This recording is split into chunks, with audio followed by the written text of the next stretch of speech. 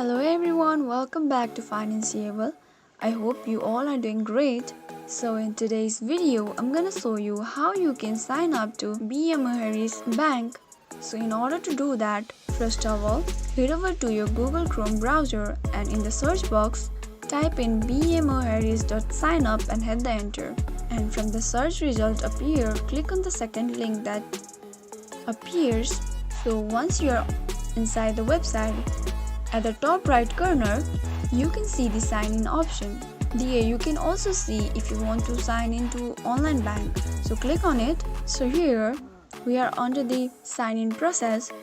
Here enter your card number and you can also click on the remember card option if you want to remember your card number next time you log in. Once you have added your card number, you can write down your password. If you have forgot your password, you can also click on forget password and reset your password. So once you are done entering your card number and password, you can click on sign in option and you will be successfully able to log in into BMO Harris Bank.